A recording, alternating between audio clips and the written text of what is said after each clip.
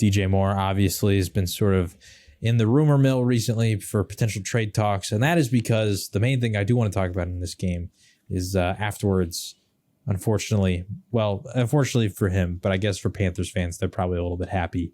My guy, Matt Rhule, has been fired from the Panthers. I saw it coming. I figured that it was going to happen at some point this year.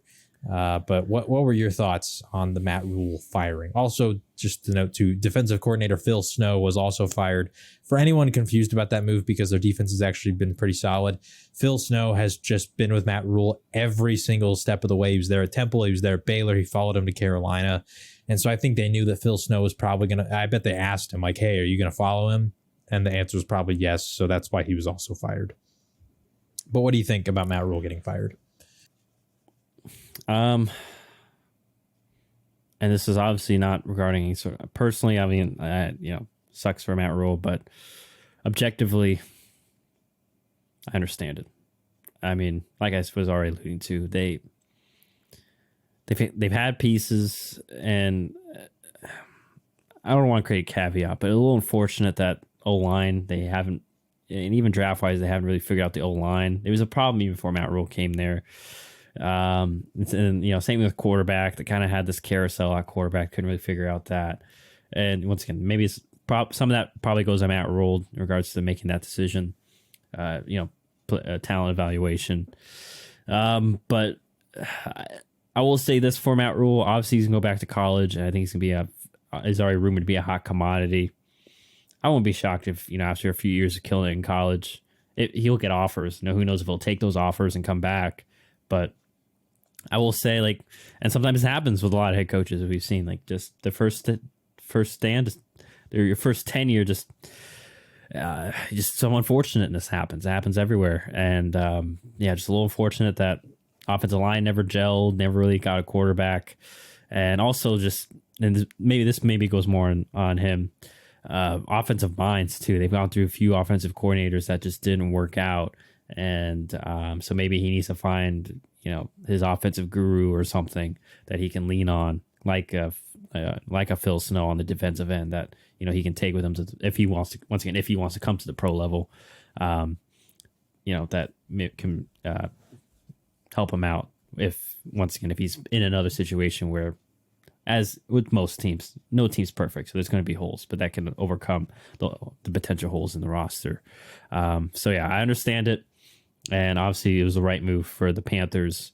And Matt, I'm assuming, will be fine. I think he's still getting paid out the rest of his contract, which is like $40 million. And he'll probably go to college and probably get paid like $7 million. So, I mean, it obviously sucks they got to move and stuff, but they'll be fine. I'm not trying to, I don't know what to phrase this, but play my violin for him and his family. But it just sucks because, I think, as with you, we both kind of saw the potential with him there. The defense was good. That was his specialty. He built a good defense. So whoever comes in next, it's rather obvious. You got a good defense now. You just got to figure out the O-line and offense. What about you? Yeah, I mean, just full disclosure to anyone watching right now, I did go to Baylor. Matt Rhule was there at the beginning when I was still at Baylor.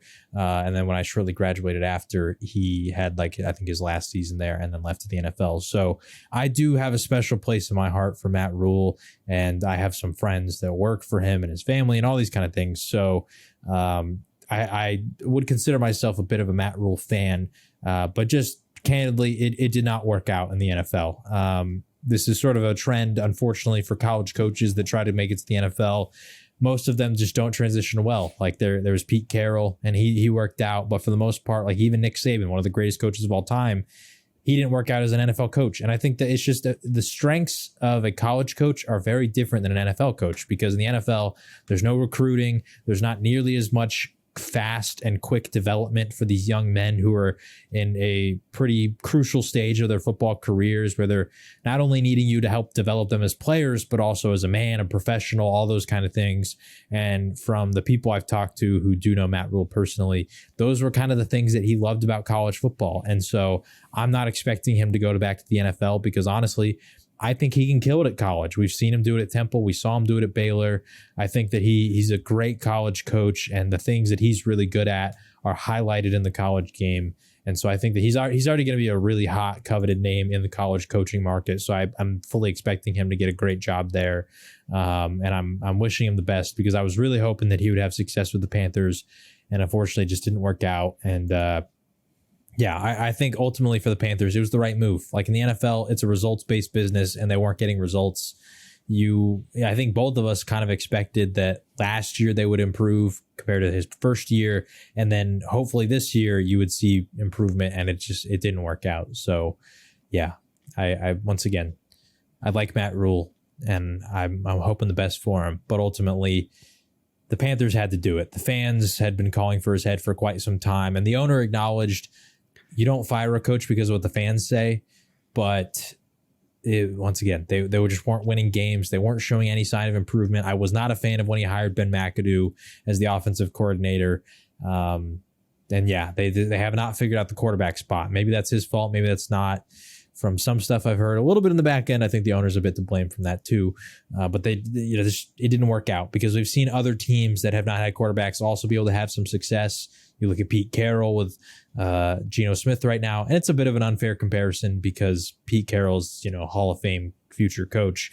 But like the Panthers, they have a lot of talent on that roster. So like you said, with the defense, I kind of agree. Whoever the next coach is, they need to nail this hire, because they do have a lot of talent with McCaffrey, DJ Moore, all these kind of guys. And I'm not expecting them to be a seller at the trade deadline.